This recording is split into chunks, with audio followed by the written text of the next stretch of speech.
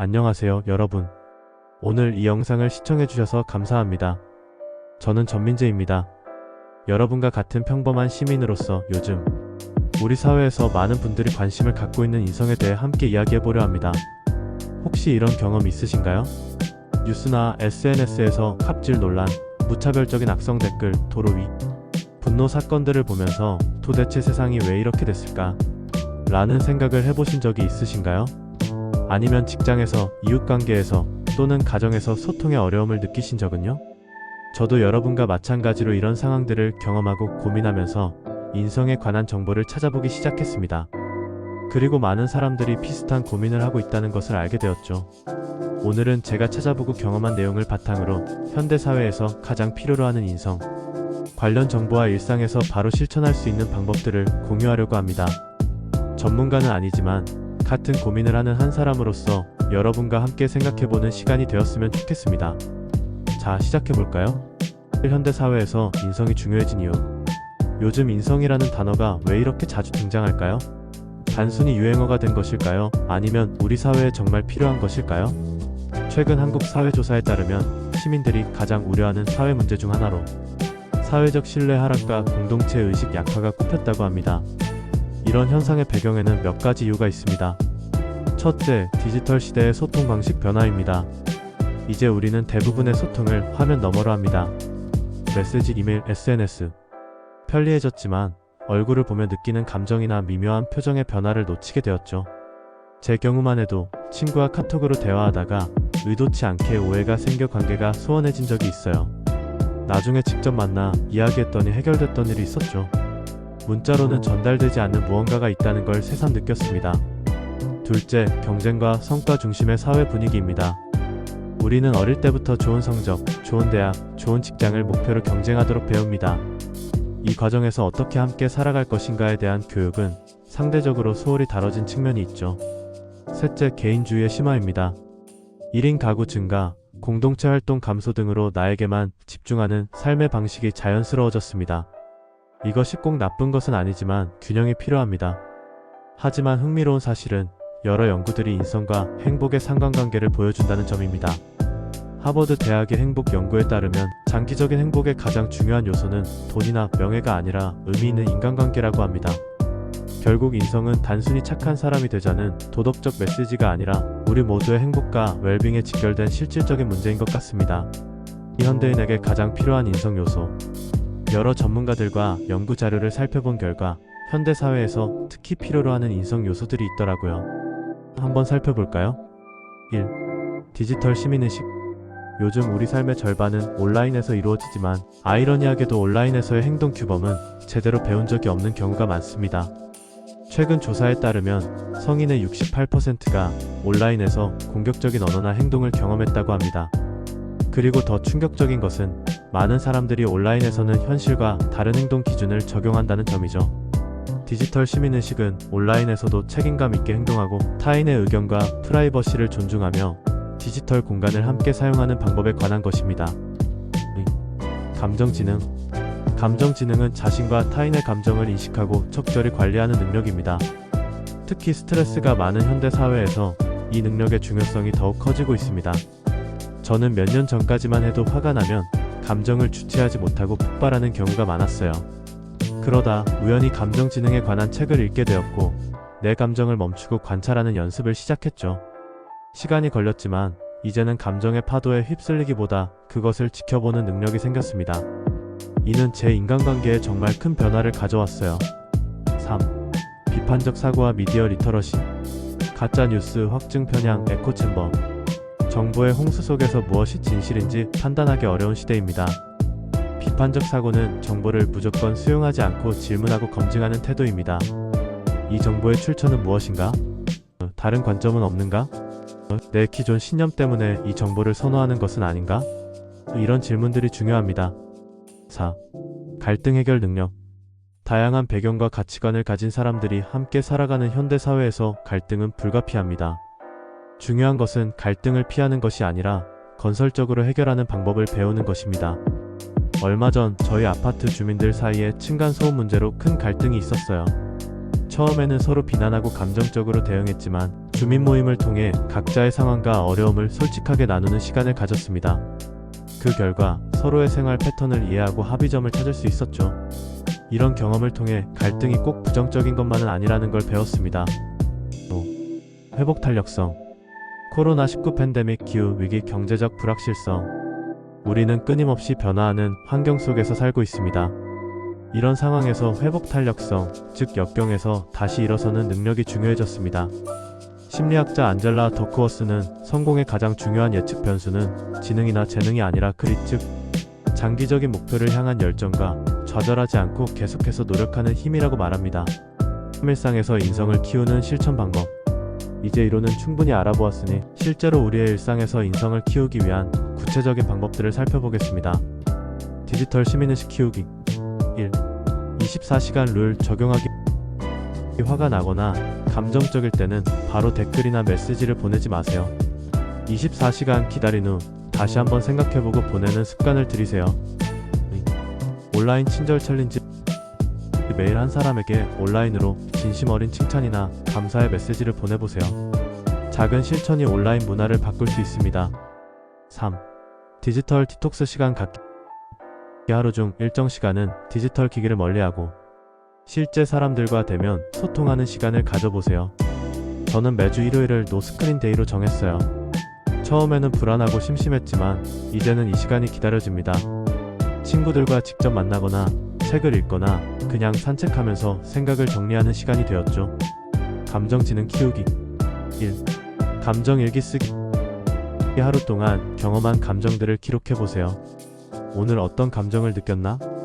무엇이 그 감정을 촉발했나? 그 감정에 어떻게 반응했나? 이런 질문들이 도움이 됩니다. 3초 호흡법. 감정이 격해질 때 3초 동안 깊게 숨을 들이마시고 3초 동안 내쉬는 호흡을 3번 반복해보세요. 이 짧은 순간이 충동적인 반응을 멈추는 데 도움이 됩니다. 3. 진정한 경청 연습. 대화할 때 상대의 말을 중간에 끊지 않고 끝까지 듣는 연습을 해보세요. 대답을 준비하는 대신 정말로 이해하려고 노력해보세요.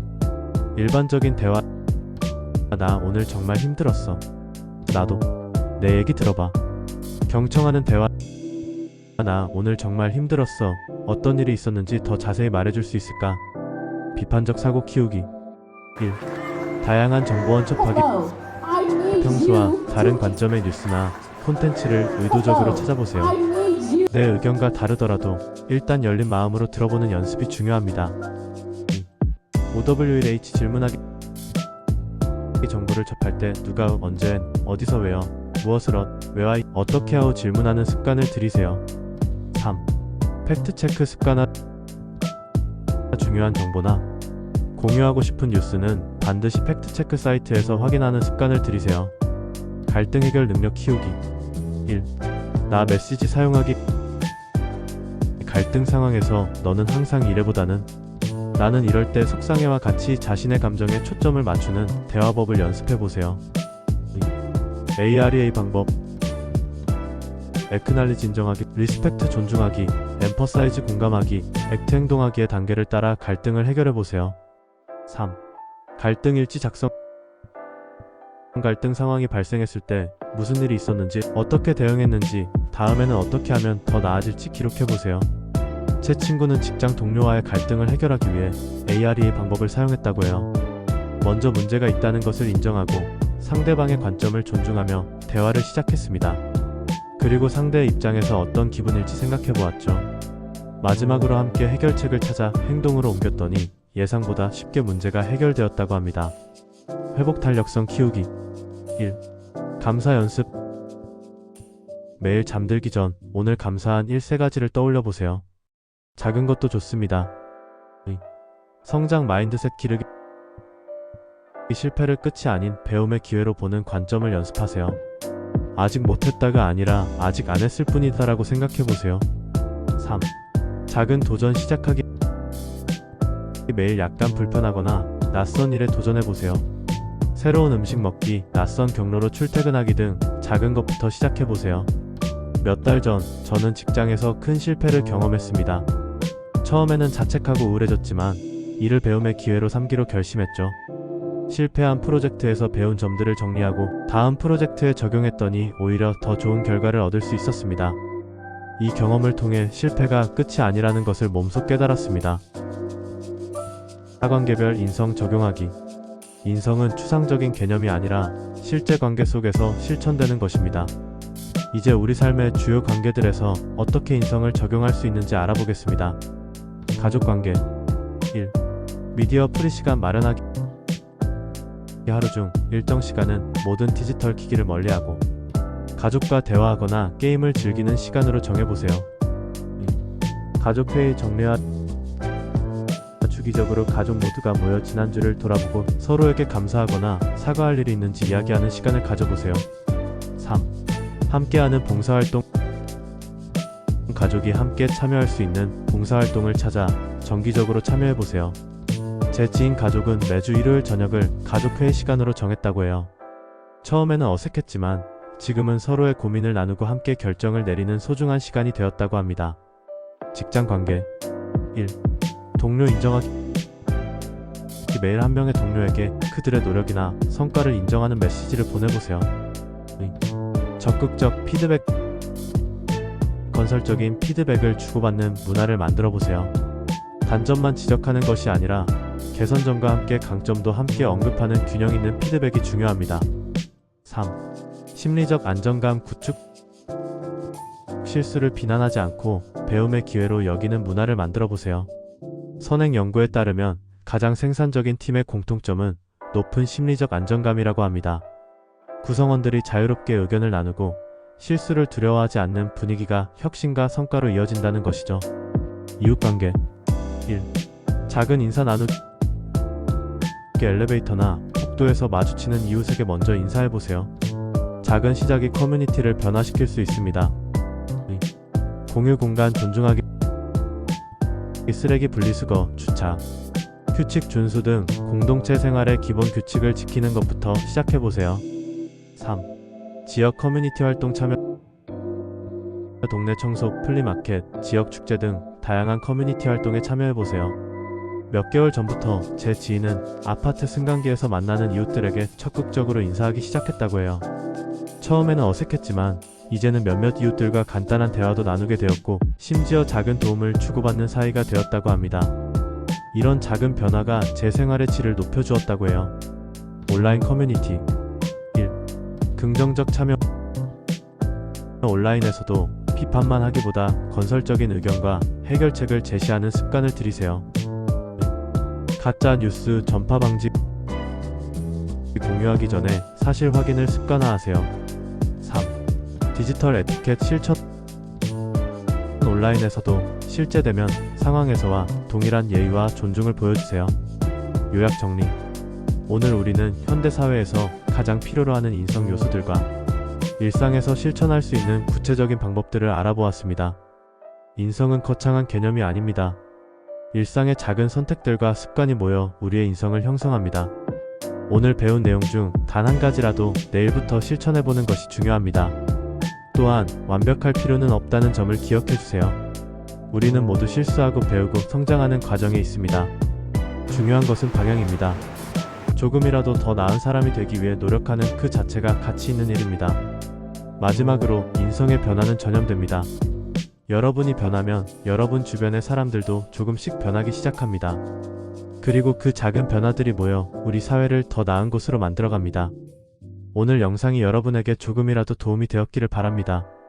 여러분의 경험과 생각도 댓글로 나눠주세요. 함께 배우고 성장해가는 커뮤니티가 되었으면 좋겠습니다. 다음 영상에서는 세대 간 소통의 어려움을 극복하는 방법에 대해 다룰 예정이니 많은 관심 부탁드립니다. 시청해주셔서 감사합니다. 다음에 또 만나요.